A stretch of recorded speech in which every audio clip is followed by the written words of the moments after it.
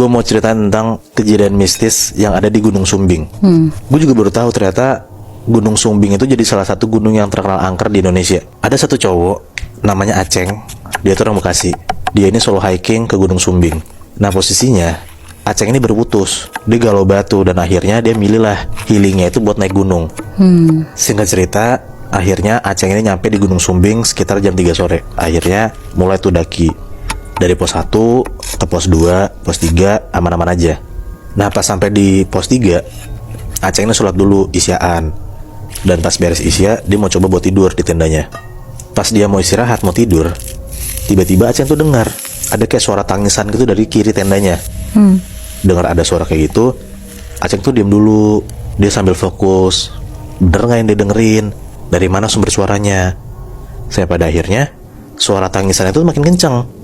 Si Aceng ngecek lah keluar tenda buat ngeliat sambil bawa senter, karena kan gelap udah malam kan. Pas Aceng nyorot senternya ke salah satu sudut yang ada di gunung itu, tiba-tiba dia denger jelas banget ada suara bisikan kayak, jangan digubris, itu setan. Nah suara itu si Aceng tuh nggak tahu dari mana asalnya, karena di pos 3 itu cuma ada dia doang. Anjir, dia di satu pos tidur sendirian malam-malam. Iya. Gokil sih.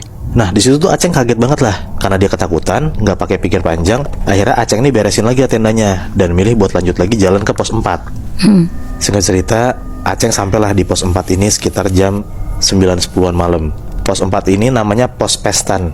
Pos tersebut tuh kayak bentukannya dataran luas, dan pasti tuh banyak kan orang-orang kalau misalnya bermalam di pos 4 tuh ya pasti tempatnya di situ.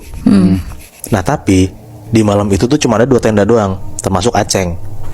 Udah tuh dia juga ngerasa safety karena dia akhirnya nggak sendirian. Ada 1 tenda lagi, akhirnya dia bangun tuh tendanya. Beres ngebangun tendanya, dia mau nyoba tidur karena dia ngerasa kayak, yaudah ini waktu udah gue tidur dan ada orang lain kok, jadi dia aman. Pas Aceng lagi nyoba tidur, dia tuh ngerasa kayak gelisah gitu loh, kayak tidur baru nyawanya hilang dikit kebangun. Pokoknya resah lah tidurnya dia.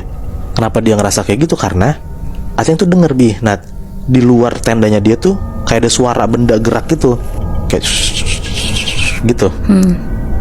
Nah dia denger lama, dia merhatiin lagi suaranya, dan ternyata bener, dia nggak salah denger. Ngecek lah, si Aceng ini keluar. Pas Aceng buka tendanya, dia keluar, dia ngeliat di depan tendanya persis tuh ada ular gede banget ngelilingin tendanya dia. Di situ tuh dia langsung takut banget, dia langsung masuk lah ke tendanya lagi.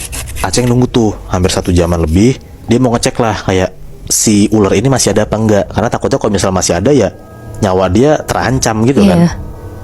Udah tuh dia buka tendanya pelan-pelan. Pas dia buka tendanya, tiba-tiba Nat, di depan dia persis ada kuntilanak terbang yang berusaha masuk ke dalam tendanya Aceng. Jadi kayak dia tuh papasan sama kuntilanak yang lagi terbang ke arah dia gitu loh. Di situ tuh Aceng shock banget dan akhirnya dia black out.